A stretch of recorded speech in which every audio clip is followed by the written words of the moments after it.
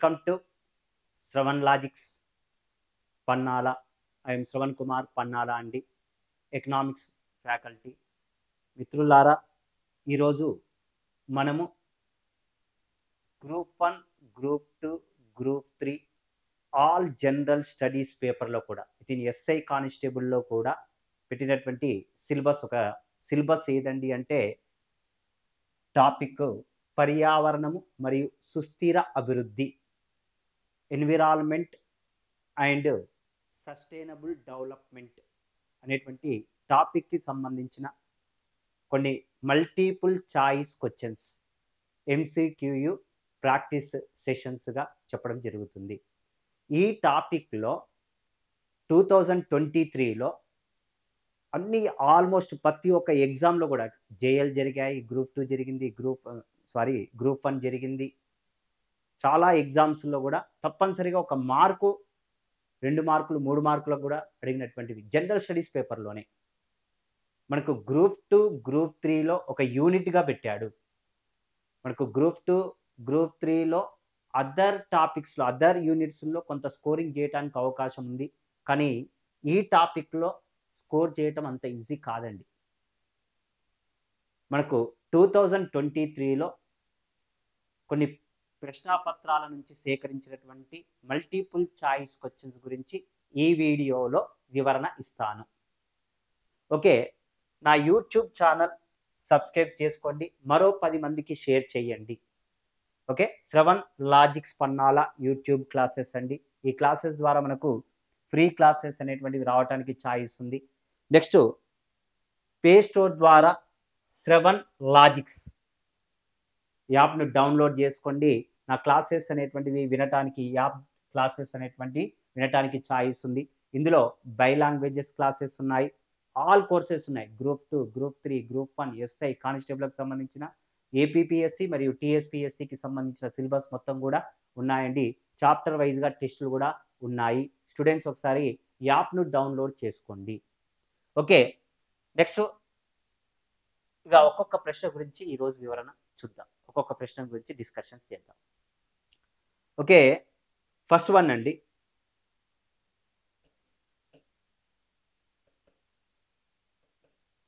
ప్రశ్న చూద్దాం. దేశంలో సేంద్రియ వ్యవసాయాన్ని ప్రోత్సహించే national centre for organic farming పరిశోధనా కార్యాలయం ఎక్కడ ఉంది? ఓకే, గజియాబాద్, గోరఖ్పూర్, హైదరాబాద్, బెంగళూరు అని ఇచ్చాడు. 4 ఆప్షన్స్ ఇచ్చాడు. ఓకే, మనకు ఆర్గానిక్ ఫార్మింగ్ రీసెర్చ్ సెంటర్ ఎక్కడ ఉందండి అంటే ఉత్తరప్రదేశ్లోని గజియాబాద్ వద్ద గలదండి. ఆన్సర్ ఏదండి అంటే Ghaziabad answer. First one is the correct answer. అయితే దీనికి రిలేటెడ్ ప్రశ్నలు ఏమడుగుతున్నాడో చూద్దాం.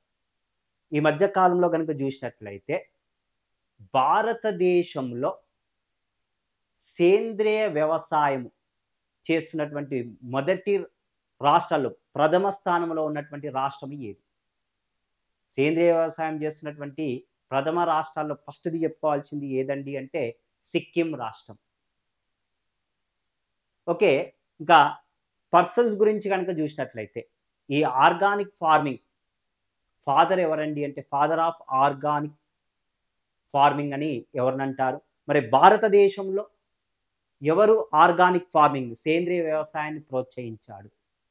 వాస్తవానికి ఇండియాలో ఎంఎస్ స్వామినాథన్ హరిత విప్లవ పితామహుడుగా చెప్తాము. హరిత విప్లవ పితామహుడు అని చెప్పి ఎవరిని అంటున్నామండి భారతదేశంలో అంటే ఎంఎస్ స్వామినాథన్ అంటున్నారు. మరి ప్రపంచ హరిత విప్లవ పితామహుడు అని ఎవరిని అంటున్నారండి? నార్మన్ బోర్లాన్. మరి సేంద్రియ వ్యవసాయానికి పితామహుడు ఎవరు ప్రపంచంలో అంటే చూద్దాం. చూడండి, ఇది ఒక్కసారి జనరల్ స్టడీస్ పేపర్లో ఒక్కసారి అడిగాడండి ఈ ప్రశ్న. దీనికి సంబంధించింది రిలేటెడ్ ఎవరండి? సర్ ఆల్బర్ట్ హవార్డ్ అనేటువంటి సైంటిస్ట్ అండి, వృక్ష శాస్త్రవేత్త, the father of organic agriculture. ఓకేనండి, గుర్తుపెట్టుకోండి స్టూడెంట్స్, అడగటానికి మనకు ఛాయిస్ ఉంది. మరి ఇండియాలో సేంద్రియ వ్యవసాయాన్ని ప్రోత్సహించింది ప్రపంచంలో అంటే ఇతడు బ్రిటన్ సంబంధించినటువంటి వృక్ష శాస్త్రవేత్త. మరి భారతదేశంలో ఎవరున్నారు, ఇండియాలో ఎవరున్నారు?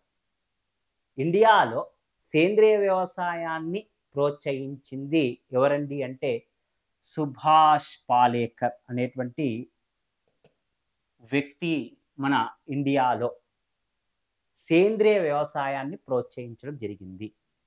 ఇవన్నీ కూడా రిలేటెడ్ క్వశ్చన్స్. భారతదేశంలో 100%, 100% సేంద్రియ వ్యవసాయం చేస్తున్నటువంటి రాష్ట్రం ఏదండి అంటే 100% సేంద్రియ వ్యవసాయం చేస్తున్నటువంటి రాష్ట్రం ఏదండి అంటే సిక్కిం రాష్ట్రం అండి. ఓకే అండి, ఇది సేంద్రియ వ్యవసాయానికి సంబంధించింది. ఇది కూడా పర్యావరణానికి సంబంధించినటువంటి టాపిక్ గానే చూడాలి. నెక్స్ట్ మరొక ప్రశ్న గురించి డిస్కషన్స్ చేద్దామండి. ఓకే, ఇది కూడా చూడండి ఎలా అడిగాడో చూడండి. సుస్థిర అభివృద్ధికి సంబంధించి కింద పేర్కొన్న అంతర్జాతీయంగా ప్రారంభించిన కార్యకలాపాలను వరుస క్రమంలో అమర్చండి. వరుస క్రమము అంటే ఏంటండి అంటే కాలక్రమంలో ఇయర్స్ను బేస్ చేసుకొని కొన్ని సదస్సులు, మీటింగ్స్ అనేటువంటివి జరిగాయి. వాటిని బేస్ చేసుకొని వరుస క్రమంలో ఇవ్వండి అని ఇచ్చాడు. చూడండి, Brundtland commission, okay, Stockholm convention, UN decade of educational for sustainability, Rio Earth Summit. ఇది వాస్తవానికి చెప్పాలండి అంటే కింద నేను ఆప్షన్స్ కూడా ఇవ్వాలి. చూడండి, ఇయర్స్ను బేస్ చేసుకొని స్టాక్హోమ్ కన్వెన్షన్ ఎప్పుడు జరిగిందండి అంటే 1972వ సంవత్సరంలో జరిగింది. బ్రిట్లాండ్ కమిషన్ ఏర్పాటు చేయబడింది 1983లో. 1987లో తన రిపోర్టుని ఇవ్వటం జరిగింది 1987. UN decide of educational for sustainability, ఎడ్యుకేషన్కి సంబంధించినది ఎప్పుడు వచ్చిందండి అంటే 2005 నుండి 2014 మధ్యలో ఉండాలి అని చెప్పి ఇచ్చాడు. నెక్స్ట్ దరిద్ర సదస్సు ఎప్పుడు జరిగింది అని చెప్పి ఇంకోటి అడిగాడు. 1992లో జరిగింది. దీన్ని బట్టి చూడండి కాలక్రమంలో అమర్చండి అని ఇచ్చాను. నేను కింద ఆప్షన్స్ ఇవ్వలే. మనకి ఏమొస్తుంది ఆప్షన్స్లో కనుక చూసుకున్నట్లయితే సెకండ్ది రావాలి, నెక్స్ట్ ఫస్ట్ వన్ రావాలి, నెక్స్ట్ వన్ ఏదండి అంటే ఫోర్త్ వన్ రావాలి, థర్డ్ వన్ రావాలి. ఇది ఆన్సర్. మరి వీటి యొక్క ప్రాధాన్యతలను కనుక చూసుకున్నట్లయితే ఇక్కడ చూసినట్లయితే బ్రిట్లాండ్ కమిషన్ 1987 అని చెప్పాను. వాస్తవానికి ఏర్పాటు చేయడం జరిగింది 1983లో. తన రిపోర్ట్ని ఎప్పుడు ఇచ్చిందండి అంటే 1987లో. ఓకే, భవిష్యత్తు తరాలకు నాణ్యమైన జీవితాన్ని ఇవ్వటం కోసం అవర్ కామన్ ఫ్యూచర్ రిపోర్ట్ సెమినార్లో రిపోర్ట్ అనేటువంటిది ఇవ్వడం జరిగింది బ్రిట్లాండ్ కమిషన్. మరి ఈ బ్రిట్లాండ్ కమిషన్కే మరొక పేరు కూడా ఉందండి. మరొక పేరు కూడా ఉంది, ఇంకో పేరు కూడా పిలుస్తున్నారు, గుర్తుపెట్టుకోండి. వరల్డ్ కమిషన్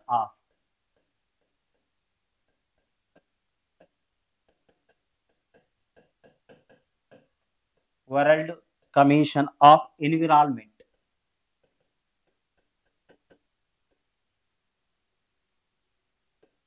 అండ్ డెవలప్మెంట్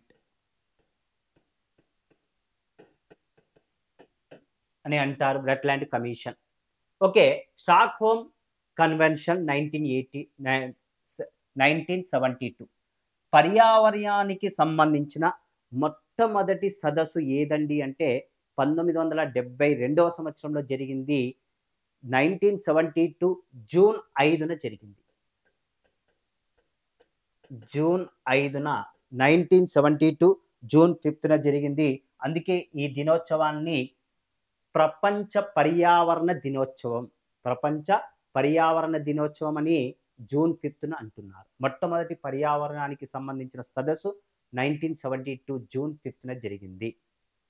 ఓకేనండి, ఎడ్యుకేషన్కి సంబంధించినటువంటి ఇయర్స్గా 2005 నుంచి 14 ఇయర్స్ వరకు అనౌన్స్మెంట్ చేయటం జరిగిందండి. 2005 నుండి 2014 మధ్య కాలంలో అనౌన్స్మెంట్ చేయటం జరిగింది. నెక్స్ట్ దరిద్ర సదస్సు ఎప్పుడు జరిగిందండి అంటే 1992లో. సుస్థిరాభివృద్ధికి సంబంధించిన సదస్సు ఎప్పుడు జరిగిందండి మొట్టమొదటిసారిగా అంటే 1992లో జరిగింది. అసలు సుస్థిరాభివృద్ధి అంటే ఏమిటండి? సస్టైనబుల్ డెవలప్మెంట్ అంటే ఏమిటండి? అంటే భవిష్యత్తు తరాలకు నాణ్యమైన జీవితాన్ని అందించాలి. దీన్నే సుస్థిరాభివృద్ధి అంటారండి. వీటికి సంబంధించినటువంటి కాలక్రమంలో అమర్చండి అని ఇచ్చాడు. నేను ఇక్కడ ఆప్షన్స్ ఇవ్వలే, డైరెక్ట్‌గా ఇచ్చి నేనే ఇక్కడ ఆన్సర్ ఏశాను. బట్ అడిగాడు, ఈ ప్రశ్న కూడా అడిగాడు. నెక్స్ట్ మరొక ప్రశ్న గురించి డిస్కషన్స్ చేద్దాం. జాతీయ అటవీ విధానము 1988లోని ప్రధాన అంశాలు క్రింది వాటిలో ఏవి?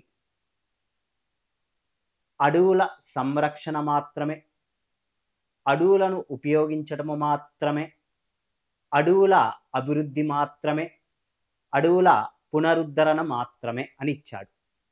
చూడండి, మనకు జాతీయ అటవీ విధానము ఇందులో ఈజీగా చెప్పొచ్చు. ఇది 2016 గ్రూప్ 2లో అడిగినటువంటి ప్రశ్న. ఇందులో మనకు కామన్గా ఎవరైనా చూడండి, కామన్గా ఈజీగా చెప్పగలుగుతారు. ఎలిమినేషన్ ప్రాసెస్లో అడవులను ఉపయోగించుకోవటం మాత్రం అనేదే కాదు. ఓకే, ప్రధాన అంశాలు కింది వాటిలో ఏవి అని ఇచ్చాడు. మనకు ఏవండి? B1 ఉండదు, మిగతావన్నీ కూడా ఉంటాయి. అడవులను సంరక్షణ మాత్రం కనపడుతుంది, అడవుల అభివృద్ధి కనపడుతుంది, అడవుల పునరుద్ధరణ అనేటువంటిది కనపడుతుంది. అంటే ఆన్సర్ ఎలా ఉంటుందండి అంటే 1, నెక్స్ట్ 3, నెక్స్ట్ 4. ఈ 3 కూడా ఆన్సర్లే. కింద ఆప్షన్స్ ఇవ్వలేదు, డైరెక్ట్గా ఆన్సరే చెప్తున్నాను. 1, 3, 4 అనేటువంటిది ఆన్సర్. ఇది ఒక్కటి మినహాయిస్తే 3 కూడా కరెక్ట్ ఆన్సర్లుగా చెప్పవచ్చు. మరి వాస్తవానికి మన ఇండియాకి స్వతంత్రము రాకముందుకు బ్రిటన్ వాళ్ళండి ఏ సంవత్సరంలోనండి అంటే బ్రిటన్ గవర్నమెంటు 1894వ సంవత్సరంలో, ఐడియా పెట్టుకోండి, 1894 ఇయర్లో నేషనల్ ఫారెస్ట్ పాలసీ, జాతీయ అటవీ విధానాన్ని బ్రిటన్ ప్రభుత్వము జాతీయ అటవీ విధానమును ప్రవేశపెట్టడం జరిగింది బ్రిటన్ గవర్నమెంట్.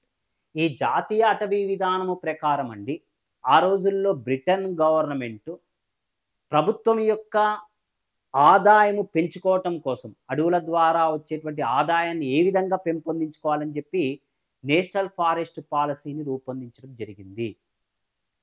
అయితే భారతదేశానికి స్వతంత్రము వచ్చిన తర్వాత, ఇండియాకి ఇండిపెండెన్సీ వచ్చిన తర్వాత నేషనల్ ఫారెస్ట్ పాలసీ అనేటువంటిది ప్రవేశపెట్టడం జరిగింది. ఏ సంవత్సరంలోనండి అంటే 1952వ సంవత్సరంలో చేయటం జరిగింది. 1952వ సంవత్సరంలో చేయటం జరిగింది. ఈ జాతీయ అటవీ విధానము ప్రకారం భారతదేశ భూభాగంలో, భారతదేశం యొక్క మొత్తము భూభాగంలో ఎంత శాతము అటవీ శాతము ఉండాలి అండి అంటే, ఎంత శాతము అటవీ శాతము ఉండాలండి అంటే 33% భూభాగము అటవీ శాతము ఉండాలి అనేటువంటి లక్ష్యాన్ని పెట్టుకోవటం జరిగింది. అయితే మనకు దాని తర్వాత సామాజిక అటవీ విధానాన్ని 5వ పంచవర్ష ప్రణాళికలో, ఒకసారి ఎగ్జామ్లో అడిగాడు, సామాజిక అటవీ విధానము ఏ ప్రణాళికలో ప్రకటించారని ఇచ్చాడు. ఎన్నో ప్రణాళికలో అండి అంటే 5వ పంచవర్ష ప్రణాళిక. 5వ ప్రణాళిక ఇయర్స్ ఎప్పుడండి? 1974 నుండి 79. కానీ ఒక సంవత్సరము ముందుగానే రద్దయింది, 78 వరకే. గుర్తుపెట్టుకోండి, ఎగ్జామ్లో ఇలా కూడా అడుగుతున్నారు. సామాజిక అటవీ విధానాన్ని 1976వ సంవత్సరంలో రూపొందించడం జరిగింది, చట్టము చేయబడింది. సామాజిక అటవీ చట్టము చేయబడింది, యాక్ట్ అనేటువంటిది వచ్చింది. సోషల్ ఫారెస్ట్ యాక్ట్ అనేటువంటిది 1978వ సంవత్సరంలో చేశారు. స్టూడెంట్స్ గుర్తుపెట్టుకోండి, సామాజిక అటవీ విధానం 1976లో చేస్తే చట్టము చేయబడింది ఎప్పుడండి అంటే 1978వ సంవత్సరంలో చట్టం చేశారు. ఈ విధానము కానీ చట్టంలో ఏమని పేర్కొన్నారండి అంటే, భారతదేశంలో ఏ రాష్ట్రంలో అయితే అటవీ విస్తీర్ణము తక్కువగా ఉందో ఆ రాష్ట్రాలలో అటవీ విస్తీర్ణాన్ని పెంపొందించాలి అనేటువంటి లక్ష్యాన్ని పెట్టుకోవటం జరిగింది. నెక్స్ట్ అటవీ చట్టం, ఫారెస్ట్ యాక్ట్ ఎప్పుడు చేయటం జరిగిందండి అంటే 1980వ సంవత్సరంలో అటవీ చట్టము అనేటువంటిది చేయటం జరిగింది. వాస్తవానికి ఇండియాకి స్వతంత్రం రాకముందుకు ఫారెస్ట్ యాక్ట్ 1927లో చేయటం జరిగింది. అందులో మార్పు చేస్తూ అటవీ చట్టాన్ని 1980వ సంవత్సరంలో చేశారు. ఈ అటవీ చట్టము ప్రకారము భారతదేశంలో అడవులకు సంబంధించినటువంటి వాటిని కార్యకలాపాలను వాటికే ఉపయోగించాలి, తీసుకపోయి వేరే దానికి ఉపయోగించకూడదు అని చెప్పి చట్టాన్ని తీసుకురావటం జరిగింది. నెక్స్ట్ ఈ చట్టంలో కొన్ని సవరణలు చేస్తూ 1988వ సంవత్సరంలో జాతీయ అటవీ విధానం 1988వ సంవత్సరంలో మరో పాలసీని తీసుకొచ్చారు. అందులో అడవుల సంరక్షణ గురించి ఉంటుంది, అడవుల అభివృద్ధి గురించి కనపడుతుంది, అడవుల పునరుద్ధరణ గురించి కనపడుతుంది. ఇందులో ఏదండి అంటే 1, 3, 4 అనేటువంటివి ప్రధానమైనటువంటి అంశాలుగా చెప్పవచ్చు. Next one, okay, environment protection act 1980, biodiversity act జీవ వైవిధ్య చట్టము 2001 అని ఇచ్చాడు. సరి అయిన సమాధాన్ని జతలను ఎంపిక చేయండి. కింద ఆప్షన్ చూడండి, ఏ మరియు బి రెండూ కావు, ఏ మరియు బి సరి అయినది, థర్డ్ ఆప్షన్లో ఏ మాత్రమే ఇచ్చాడు, ఫోర్త్ ఆప్షన్లో బి అని మాత్రమే ఇవ్వడం జరిగింది. మరి ఆన్సర్ ఏమిటి? ఇది కూడా మనకు ఎగ్జామ్లో అడిగాడు, 2023లో అడిగాడు ఈ ప్రశ్న. పర్యావరణ పరిరక్షణ చట్టము, పర్యావరణానికి సంబంధించిన పరిరక్షణ చట్టము 1986వ సంవత్సరంలో చేయటం జరిగింది. గుర్తుపెట్టుకోండి, 1986లో చేయటం జరిగింది. పర్యావరణ పరిరక్షణ చట్టము 1986లో. ఇందులో పర్యావరణాన్ని ఏ రకంగా కాపాడాలి అని చెప్పి సపరేట్గా ఒక చట్టం చేయటం జరిగింది. ఏ సంవత్సరంలోనండి అంటే 1986. నెక్స్ట్ బయోడైవర్సిటీ యాక్ట్ జీవ వైవిధ్య చట్టము 2002లో చేయటం జరిగిందండి. అమల్లోకి వచ్చింది 2004 నుంచి అమల్లోకి నియమ నిబంధనలు అనేటువంటివి అమల్లోకి వచ్చాయి. జీవ వైవిధ్య చట్టం ఎప్పుడు చేయటం జరిగిందండి అంటే 2002వ సంవత్సరంలో చేయటం జరిగింది. అంటే ఈ రెండు కూడా సరికాదు, గుర్తుపెట్టుకోండి. ఇయర్స్ని బేస్ చేసుకొని అడిగాడు. ఏబి రెండు కూడా సరికావు, ఏబి రెండు కూడా సరికావు. ఓకే, నెక్స్ట్ మరొక ప్రశ్న గురించి డిస్కషన్ చేద్దాం. ఓకే, సుస్థిర అభివృద్ధి లక్ష్యాల సూచిక 2023లో భారతదేశము ర్యాంకు ఎంత? సస్టైనబుల్ డెవలప్మెంట్ గోల్స్లో 2023వ సంవత్సరంలో ఇండియా ఏ ర్యాంకులో ఉంది అని చెప్పి ఇచ్చాడు. 110, 111, 112, 113 అని ఇచ్చాడు. చూడండి, భారతదేశము ఏ ర్యాంక్లో ఉందండి అంటే 112వ ర్యాంక్లో ఉంది. గుర్తుపెట్టుకోండి, 112, 112వ ర్యాంక్లో 112, 112వ ర్యాంక్లో ఉందండి. ఇండియా యొక్క స్కోర్ అండి 63.45 స్కోర్ తోటి 3వ స్థానంలో ఉంది. మన 112వ స్థానంలో ఉంది, 112th ప్లేస్లో ఉంది. మరి మొదటి స్థానంలో ఉన్నటువంటి దేశం ఏది? ఫిన్లాండ్ అండి. ఎంత స్కోర్ వచ్చిందండి అంటే 86.76. Next Sweden 85.98. డెన్మార్క్ థర్డ్ ప్లేస్లో ఉంది, 85.68. మరి సస్టైనబుల్ డెవలప్మెంట్ గోల్స్ 166 దేశాల్లో చెక్ చేస్తే చివరి స్థానంలో ఉన్నది 166వ దేశంగాను సౌత్ సూడాన్ అని చెప్పొచ్చండి. 36.68 స్కోర్ తోటి చివరి స్థానంలో ఉంది. మరి 165వ స్థానంలో ఎవరున్నారండి అంటే సెంట్రల్ ఆఫ్రికన్ రిపబ్లిక్ దేశం ఉంది. 40.40 స్కోర్ తోటి 165వ స్థానంలో ఉంది. మరి ఇండియా ఎన్నవ స్థానంలో ఉందండి అంటే 112. చూడండి స్టూడెంట్స్, ఇది ఎవ్రీ ఇయర్ డేటా మారుతూనే ఉంటుంది. 2022లో ఎలా ఉంది, 2021లో, నెక్స్ట్ ఇయర్. ఇప్పుడు మనది ఎకనామిక్స్ కాబట్టి డైనమిక్, ఎప్పుడు కూడా చేంజెస్ ఉంటాయి. ఎగ్జామ్ ముందులో మొత్తం కూడా ఒకసారి చెక్ చేసుకోవాల్సిందే. కరెంట్ ఎకానమిక్ తప్పనిసరిగా ఫాలో అప్ చేయండి. ఓకే, నెక్స్ట్ వన్, పర్యావరణ కాలుష్యానికి దోహదపడే పదార్థాలను క్షీణింపజేయడానికి సూక్ష్మ జీవులను ఉపయోగించే ప్రక్రియను ఈ క్రింది విధంగా పిలుస్తారు. పర్యావరణ కాలుష్యానికి ఏదైతే ఏ పదార్థాలు అయితే ఉంటాయో వాటిని సూక్ష్మ జీవుల ద్వారా నశింపజేస్తారట. ఆ విధానాన్ని ఏమంటారు? ఇది బయాలజికల్ టర్మినాలజీ, కానీ మనకి ఎకనామిక్స్లో ఎన్విరాన్మెంట్ అని పెట్టాడు. దానికి సంబంధించిన ప్రశ్నలు కూడా అడుగుతున్నాడు. ఆన్సర్ ఏదండి చూడండి, జీవ చికిత్స బయో రెమిడీస్ అని ఇచ్చాడు, జీవ ప్రక్రియ బయో ప్రాసెసింగ్ అని ఇచ్చాడు, జన్యు చికిత్స ప్రోటీన్ టెక్నిక్స్ అని ఇచ్చాడు. First one is the answer. Telugu word కంటే ఇంగ్లీష్ వర్డ్ బెటర్ అండి. బయో రెమిడియేషన్ అనేటువంటిది ద్వారా, ఈ పద్ధతి ద్వారా ఏం చేయటం జరుగుతుందండి అంటే, ఈ పద్ధతి ద్వారా మనకు సూక్ష్మ జీవుల ద్వారా వాటిని నశింపజేస్తున్నారు. చూడండి, సముద్రాల్లో ఆయిల్స్ ఉండటం, వాటిని తినేటువంటి సూక్ష్మజీవులను కూడా పుట్టించడం జరిగింది. ఆ పద్ధతిని ఏమంటున్నారండి అంటే, ఆ సూక్ష్మజీవుల ద్వారా ఆ కాలుష్య పదార్థాలను తగ్గించేటువంటి పద్ధతిని ఏమంటారండి అంటే బయో రెమిడియేషన్స్ అంటారు. Direct question. నెక్స్ట్ మరొక ప్రశ్న చూద్దాం. క్రింది వానిలో సుస్థిరాభివృద్ధి లక్ష్యాలలో లింగ సమానత్వమునకు సాధనకు సంబంధించినది ఏది? ఇది 2018లో ఒక ఎగ్జామ్లో అడిగారు. అంటే సార్, సస్టైనబుల్ డెవలప్మెంట్ గోల్స్ ఎన్ని ఉన్నాయండి అంటే 17 ప్రశ్నలు అడిగారు. మొత్తం 17 ఉన్నాయి గోల్స్. 17కి 17 గుర్తుపెట్టుకోవాల్సిందేనండి. మనకు భారత రాజ్యాంగంలోనండి ఏ అధికరణ ప్రకారం, ఏ ఆర్టికల్ ప్రకారము పర్యావరణాన్ని గురించి తెలియజేస్తుందండి అంటే, మనకు ప్రాథమిక విధుల్లో ఆర్టికల్ 51G ప్రకారము మనకు పర్యావరణానికి సంబంధించినటువంటి, పర్యావరణాన్ని సంరక్షించాలి, ప్రతి ఒక్క పౌరుడి యొక్క బాధ్యతని తెలియజేసేటువంటి రాజ్యాంగానికి సంబంధించిన అధికరణ ఏదండి అంటే 51G అండి. మరి ఇక్కడ అడిగింది లింగ సమానత్వం. సార్ మొత్తము 17 ఉన్నాయి, 17కి 17 గుర్తుపెట్టుకోవాల్సిందేనండి.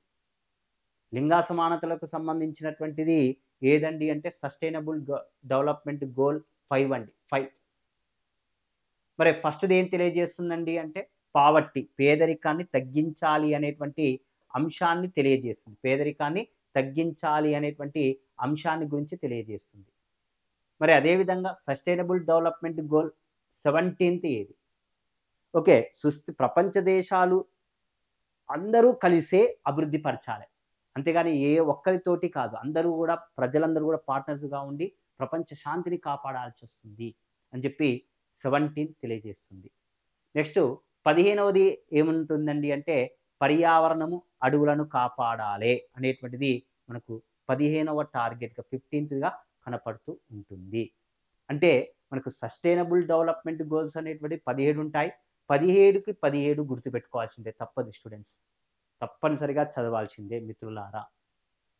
ఓకే, కొన్ని శాంపుల్స్ క్వశ్చన్స్ తీసుకొచ్చి ఈరోజు క్లాస్లో డిస్కషన్స్ చేయటం జరిగిందండి. ఓకే స్టూడెంట్స్, నా యొక్క యూట్యూబ్ ఛానల్ క్లాసు ఉన్నటువంటి వాళ్ళందరూ కూడా ఒక లైక్ చేయండి, షేర్ చేయండి, సబ్స్క్రైబ్ చేసుకోండి, మరో 10 మందికి షేర్ చేయండి. ఓకే, నా క్లాసెస్ యాప్ ద్వారా వినాలి అనుకుంటే శ్రవణ్ లాజిక్స్ ప్లే స్టోర్ ద్వారా డౌన్లోడ్ చేసుకోండి, క్లాసెస్ వినండి. ఇక స్టూడెంట్స్ ఎగ్జామ్స్ మనకు డేట్స్ అనేటువంటివి ఇంకా రాకపోవచ్చు, బట్ రకరకాల న్యూస్ అనేటువంటివి వస్తున్నాయి. మళ్ళీ గ్రూప్ 2లో, గ్రూప్ 3, గ్రూప్ 1లో కొన్ని అడిషనల్గా పోస్టర్స్ వేసి, న్యూ నోటిఫికేషన్ వేసి, అంటే మళ్ళీ ఎవరైనా అప్లై చేసుకోవడానికి కూడా అవకాశం ఇచ్చి కొంత టైం ఇచ్చి ఎగ్జామ్ పెడతామని ఒకటి, రకరకాల వార్తలు అనేటువంటివి వస్తున్నాయి. ఓకే, ఎలా అయినా ఉండని, మనమైతే ఎగ్జామ్ రాయాల్సిందే. 2024లో ఎగ్జామ్ రాస్తాం. గ్రూప్ 1 రాస్తాం, గ్రూప్ 2 రాస్తాం, గ్రూప్ 3 రాస్తాము. మళ్ళీ ఇంకేమైనా ఫర్దర్గా ఏ నోటిఫికేషన్స్ ఉన్నా కానీ రాయాల్సిందే. కాబట్టి స్టూడెంట్స్ ఇక సీరియస్గా కార్యాచరణ స్టార్ట్ చేయండి, బుక్కుల బాట పట్టండి. ఓకేనండి, స్టూడెంట్స్ అందరికి కూడా ఆల్ ది బెస్ట్ అండి.